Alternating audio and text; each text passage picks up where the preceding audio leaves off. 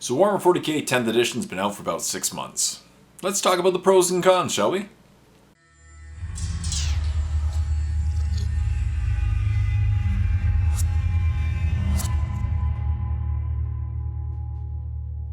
Hey everyone, welcome back to another video. As always, my name is Jay.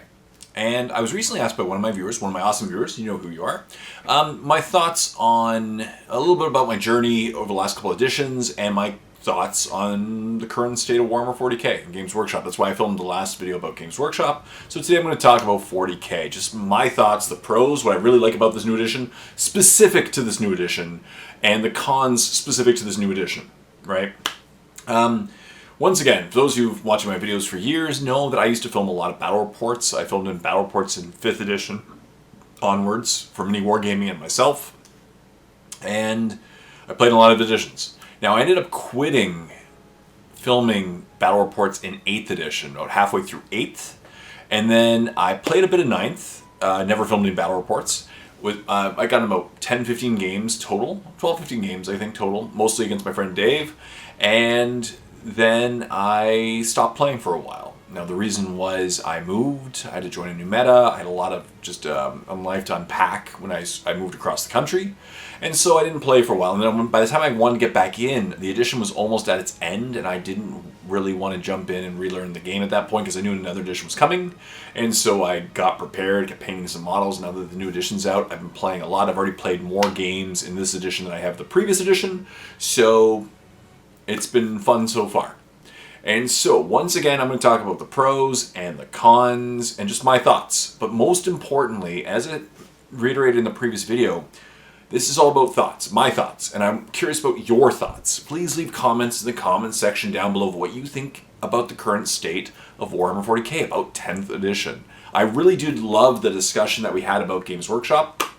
And once again, to preface this, I'm going to talk about pros and cons. I'm going to do it in a very what I call a respectful manner. I'm not doing a crap all over GW or crap all over 10th edition video. So if you want to watch that, sorry. But yes, and so let me talk about things that are, again, certain things are not specific to this edition, like the board size. I still don't like the board size. I typically play a lot of my games at home in just a normal 6x4 table. I don't care about having a slightly larger table, or you know, sometimes I'll play with the new board size. It just really annoys me because I have a 6x4 mat, and I just don't like the fact that they switch the board sizes just to make the game a little more tight, and obviously to fit a specific board size that they created so that they can have more rights to the board size. You know, like when they changed their name from Space Marines to Adeptus Astartes, right? Have a specific content. But I'm going to talk about the pros and the cons in this video, and there are some pros, but a lot of the things is just the two sides of the coin, right? I'm going to talk about some major changes, the pros of what I found, but also the cons, because nothing's perfect. So of course, let's start off with creating lists, right? The first big change they made with this edition was the removal of points for upgrades, which the pro of that, obviously, is it makes building a list stupidly easy, right? You just go straight to the best thing for everything, right? So choose the best thing, choose the best thing, choose the best thing, upgrade, upgrade, upgrade, upgrade, upgrade, upgrade. Now, I would be a little weary to kit your models in the most upgraded fashion without magnets for certain combinations like tanks, because eventually if they ever bring in points for upgrades, you'll be in kind of trouble because you'll find yourself like pointed out of the game. You'd have to drop yourself down. But that being said, of course, for this edition, it looks like there's going to be no points for upgrades. That's awesome. It makes the game really easy to put your army together. You don't have to worry about, you know, a las cannon is this, a plasma cannon is this, right? You just say, okay, I'm going to take, you know, this squad, this gun. Makes it easy, right? However, there are cons to this. And what I found is, number one, I can rarely get a 2,000 point list for exactly 2,000 points. Most of my games I'm running a 1,900 or 1,995 list, because there's no upgrades. There's nothing to spend points on. You can't take extra models, right? It's all forced into perfectly round squads. So squads of 5, 10, 15, or 20, right? That kind of thing. And what if you really wanted to take 12 in a squad so you can have a full points list? You can't do that anymore, right? There's no points for that. So, number one, I find myself taking a lot less than 2,000 points every game. It's like 1995 every turn, every game. 1,990 every game, right? Because you can max out your upgrades and you're like, okay, now I'm done. 10 points, can't go anywhere, whatever, right? Cool. Another problem with that is certain models of mine will never see the light of day again because there's no trade-off. There is no trade-off, right? So if you take Devastator Marines, right? Easy example. I built a squad of Devastator Marines back in 6th edition with the box set. I got 4 or 5 starter sets. So I took all the heavy plasma cannons from all the squads, took a sergeant from one of the squads, formed a Devastator Marine squad. Now, for those of you who know Devastator Marines, las cannons are the best option. In previous editions, some people would take heavy bolters because they were cheap. That was the trade-off, cheap versus the craziest option. Plasma cannons fit in the middle, so they're not the best option. They hit hard, but not as hard as a las cannon. They can potentially blow off your head if you supercharge them, right? They're lethal, so why would you take them? And especially in this edition, I've not used my plasma cannon Devastators a single time. I've proxied them a couple games as las cannon Marines. I've never once thought of using plasma cannon Devastators because there's no reason to. And that's really happened in a lot of lists. So you look at the competitive meta, the fun meta, like no one takes certain models anymore because there's no trade-off. It's literally just take the best one. It's the same points as the worst one. Why would you not take the best? If you're trying to win the game, take the best. Right? Makes sense. You can make a themed list for fun, but again, in the competitive meta, you would never see heavy plasma cannon Devastator Marines when you can just take the las cannon Devastator Marines for the exact same cost, right? That's a huge con because a lot of us, like I have tons of models behind me, as you can see in all my cupboards. A lot of them may not see the light of day because they're simply an inferior option where there's no point taking them if the better option is the same cost, right? The trade-off's gone, which is huge. So that's the first thing. So this edition, the pro and the con of not changing, no points for upgrades, as I mentioned. The next one I really want to talk about is they've really sped up the game, in my opinion. I feel, maybe I'm wrong, leave comments in the comment section down below, but I feel this edition plays faster than than a lot of the previous editions, which is a combination of a few things. CP, which we'll get to in a minute. The removal of the psychic phase, huge, right? Still an emphasis on shooting. A lot less Overwatch, right? It speeds up the game, makes the game more efficient. I really like that. I played a full game of 10th edition in like an hour and 20 minutes before we called it. And we were kind of slow and we were having fun talking. It was an hour and 20 minutes, bottom of 4, and we're like, game's done. And because by the end, the game is just going so quickly. No psychic phase, right? So against armies like Grey Knights, or Tyranids, or Eldar, right? It used to be like, okay, the psychic phase. And that was obviously where these armies would dominate, but it would also slow down the game greatly, right? When your opponent's rolling for 14 psychic tests, it gets pretty annoying, right? Smite, smite, smite, smite, smite, smite, smite, smite, smite, smite. Cool. Thousand Suns were an example of this. I do miss the phase. I actually really do miss the phase. I liked the psychic phase because it helped balance the psychic heavy armies, and also it helped them blow off their own heads, which was really funny to me. I always loved it I loved the random events. I loved it when the thematics happened, where you would perils and blow off your own head, or maybe kill your squad, or lose, that was always fun to me. I always loved the shenanigans attached to it. It's gone. But what I did find is, the pro of this is, the game has been sped up, right? Once the turns are really quick now because you've removed several phases that took up a lot of time. So that I do appreciate. But again, I do miss the psychic phase because it was a fun phase of shenanigans. In a competitive tournament environment, I get why it would be frustrating because you could almost see an opponent slow playing as a psyker heavy army. It really does slow down the game. Whatever. But that was, just my thoughts. Leave comments in the comment section down below. But that leads us to the next part. The change in CP structure is actually like my favorite thing in the entire game. That combined with stratagems. The change in stratagems and the change in CP are my favorite change in this edition. Now, you may not be your favorites. Obviously, leave comments about your favorite part of this game or your least favorite. But to me, the change in CP and the change in stratagems is a huge upgrade over the previous editions. Couple of editions, it was literally just, okay, how to build your army to maximize command points. Command points dominated the game. I know more people who spent more time figuring out command point shenanigans and stratagems shenanigans than actually building their army. And there were games where my opponent would start with 18 command points and spend 14 command points turn 1, top of 1, right? I haven't even gone yet. My opponent spent 14 command points, and if they're certain armies, they would get back 10 of them. And it would slow down the game greatly, and you'd be like, what the heck? You just stacked 8 things on me. This is crazy, right? That being removed is huge, because obviously for a couple editions it was simply the more detachments you took, the more command points, and then all of a sudden it was the opposite. The less detachments you took, the more command points, and that sucked for my Genestealer Cult army, because you can't take certain models, you know, you can only take 1 per detachment.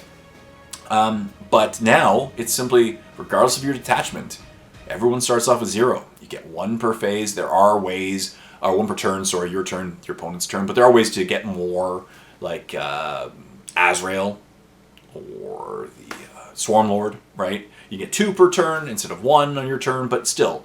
And there are ways, like if you use a command point, you can get it back. That does still exist, but it's nowhere near as popular, nowhere near as crazy, nowhere near as powerful, right? And so in a normal turn now, my opponent will use a single stratagem turn 1, or maybe 2 stratagems turn 2.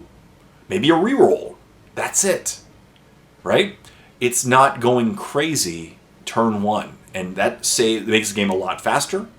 It makes it, you can focus more on the army and less on the CP shenanigans. And speaking of stratagems, once again, the amount of stratagems per army has been dropped significantly, allowing you to focus more on the models, less on the stratagems. Now each detachment, right now obviously all the indices have pretty much like 6 stratagems they can use, and every new codex has a detachment, each detachment, like 6 detachments, and each detachment has, again, 5 or 6 stratagems. But again, your opponent, you can literally go here, start of the game. This is what I've done most of my games. Like when I've been taking these Space Marine detachments and my opponent doesn't know the things, I literally just show them the page in the codex.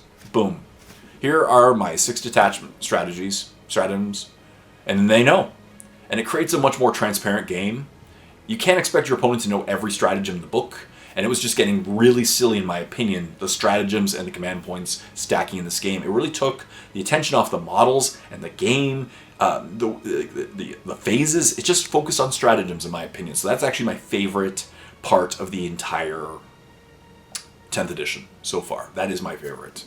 Another huge change was the way cover. Now it's just like, okay, can't see a part of the model, cover. I love that. I love that. It makes it easy. It makes it so less gray that I found myself in previous editions, not in debates. Like I'm a very lenient player in competitive environments and fun games.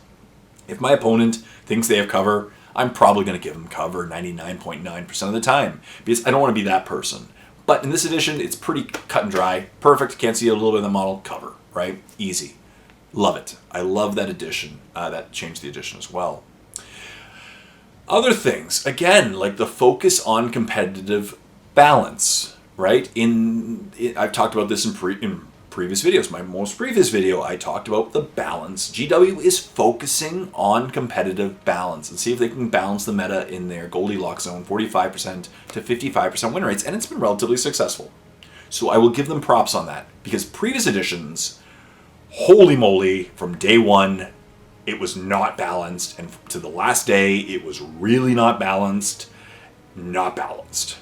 right? And I do appreciate Games Workshop's focus on balance in this edition, right? Because now any competitive army can pretty much beat any other competitive army. Again, Eldari has been consistently near the top. They're going to be near the top forever. Drukhari's near the bottom. They might be able to move up with some points changes, a couple changes to the rules. I think they could really shoot up in the rules in the game because they're very maneuverable, and again, behind a strong general, Drukhari can still crush, right? That's very apparent. Very apparent for sure. The thing about this edition that I like as well is, so far, there's been a lot less materials needed to play the game. A rulebook and an index that you can get for free online, or a rulebook and a codex that is probably worth nothing, or a rulebook and an app. That's all you need. So far, there haven't been, like previous editions, it was this White Dwarf detachment, this Leviathan book, right? The supplements killed the previous editions, where it's like, okay, as a Tyranid player, If I wanted to play Leviathan Crusher Stampede, ooh, brutal, right? Like, oh my goodness. Craziness. How many things do you have to take? A rulebook, codex, supplement, a white dwarf, your rules, your army list. So far, it's been less of that. I really do appreciate that as well. I really do. One of the other things I really like about this edition is I like it. I like the leader rules. I really love it. I loved in the previous editions, like 5th and 6th and 7th, how leaders could lead squads, right? Back then it was called independent character, where Keldor Drago would be with a squad of paladins, and it would make the squad a Death Star, and that was really powerful, but I loved it. It makes it more thematic, because it makes sense in my mind that a leader would be with a squad, especially a squad of bodyguards, charging up the battlefield, trying to kill the enemy. That's awesome. In a previous edition, it was like, okay, my leader's going to run 3 feet behind you guys, and it's kind of like, we're using you as a human shield, I'll be right behind you, right? And I didn't like that. And so I really do like the leader characteristic, of course. It gives the abilities to the squad most of the time. I really love the independent rule back in the day, and this just brings it back, right? That's awesome. Another thing I love about this edition, codices so far. There have been 4 codices as of this video. Technically 2 are out. 2 will be out this weekend. We've all known all the rules to them. Tyranids, Space Marines, Necrons, and AdMech.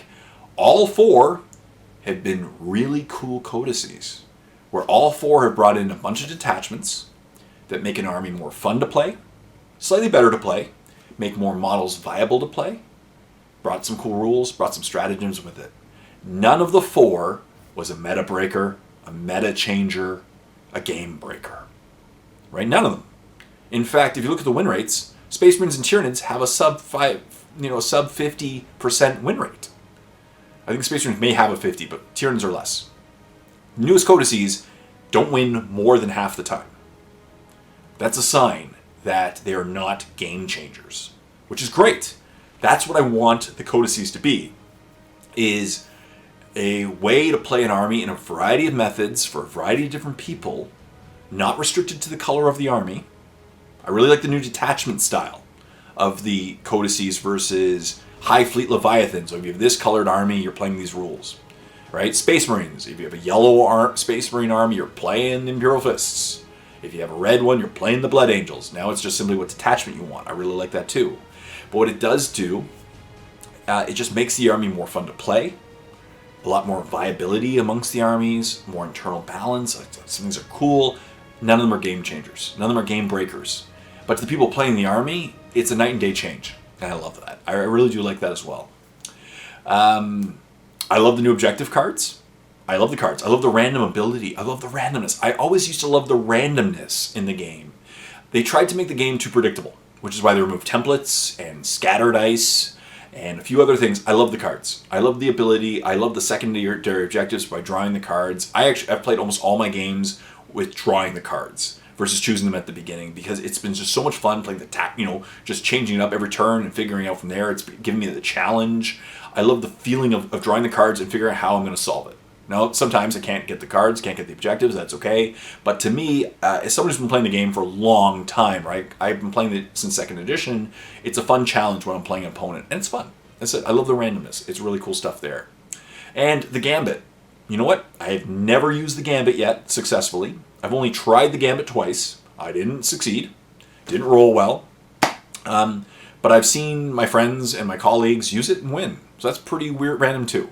And again, like, I know people are mad about the Gambit and saying, okay, it's a random, 2 in 12 chance that I'm going to win the game when I was supposed to be losing. But in previous editions, Seize the Initiative was huge, right? 1 in 6 times. It would never feel like 1 in 6 times with me. It was always like 1 in 3. Your opponent would seize the initiative.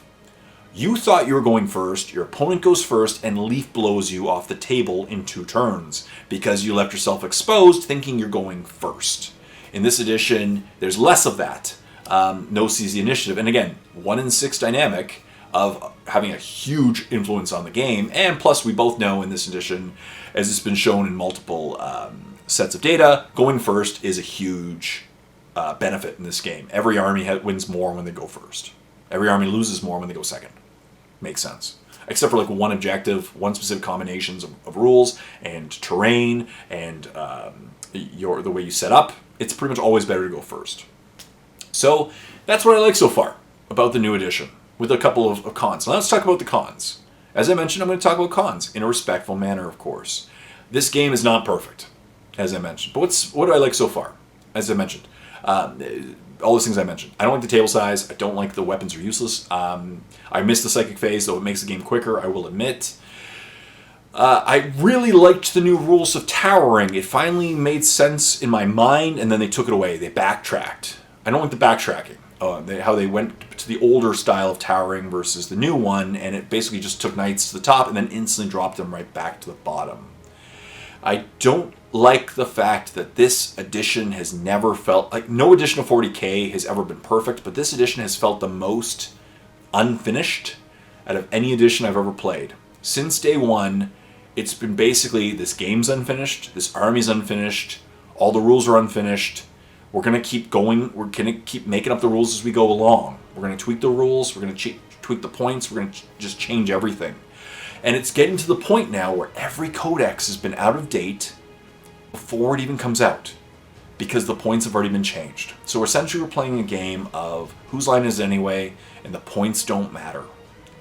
Right? Which, as I mentioned in my previous video about Games Workshop, they're really devaluing the codices of Warhammer 40K because there's no reason that one of the things about the rules is the points, and it's now vestigial, right? Because the points change before the book even comes out. I feel like we're always beta testers in this edition. Like, we're like, okay, like I wouldn't. I mean, it's just me.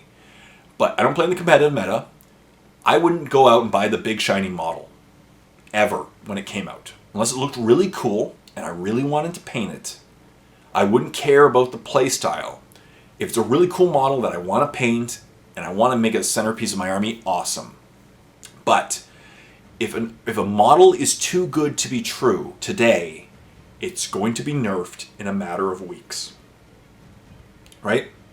So if you go and buy 3 of them, because the rule of 3, also one of the rules from the previous edition I did like, because of the shenanigans, it's going to be nerfed. Every really good model gets nerfed very quickly, but GW gives enough time to buy the model and play it and show how broken it is in certain combinations, and then they go, oh, let's rein that back in, right? An easy example, the Desolation Marines, right? They came out of this edition. Now, they were only able to be purchased in a box set, right? In a box set, with the Brutalis Dreadnought and Heavy Intercessors, right? And a Lieutenant.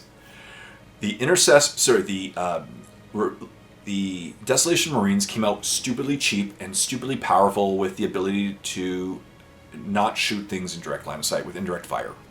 And so if you spent the money on eBay to buy those models, if you spent the money to buy the box set for $200 and something, very quickly you found like, okay, they're great. Okay, they're very good. Okay, they're good. Okay, now I think they're too expensive. We got hit with like 3 or 4 point changes in a matter of 2 to 3 months.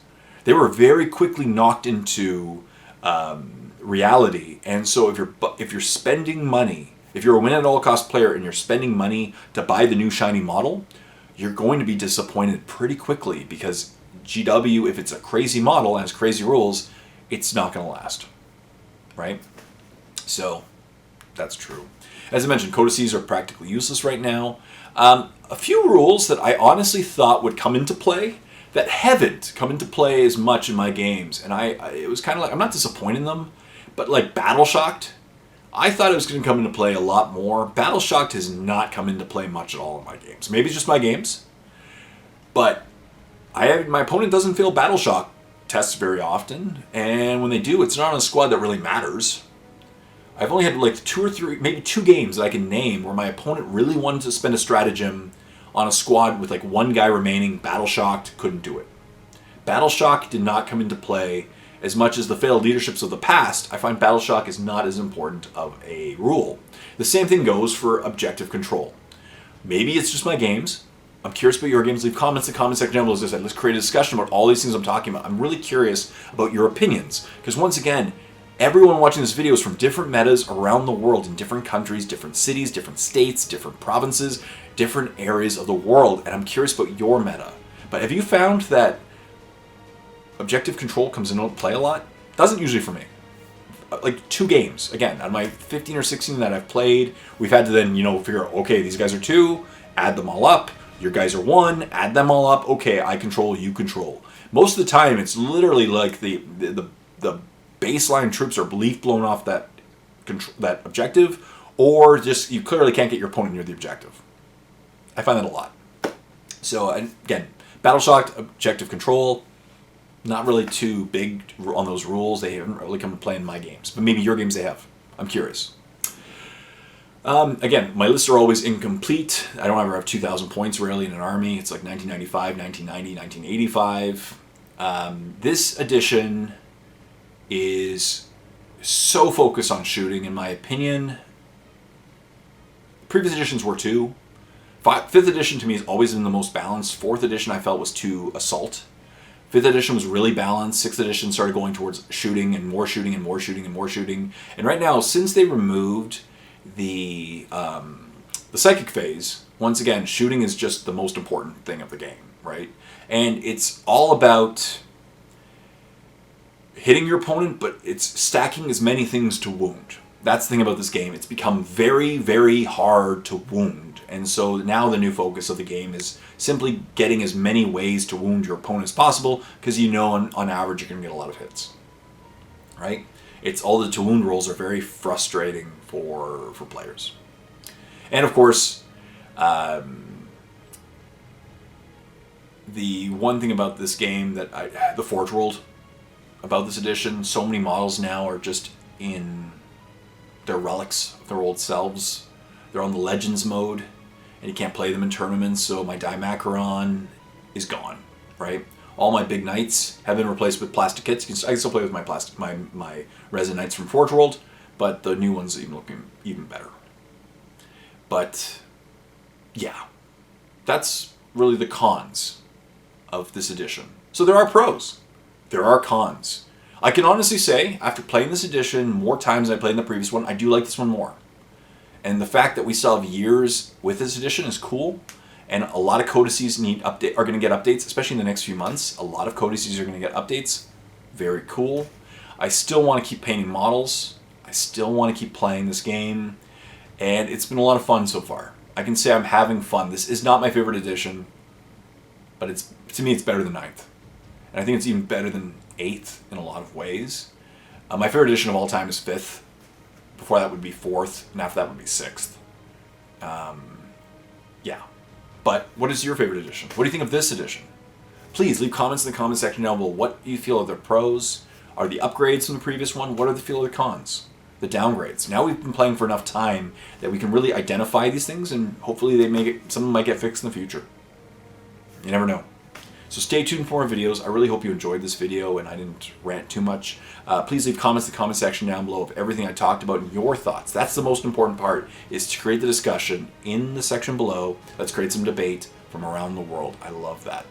Please like this video and subscribe to my channel if you haven't done so. Please hit that bell so every time I put out a new video like this, you see it. Stay tuned for more videos. Until next time, this is Jay saying, happy painting.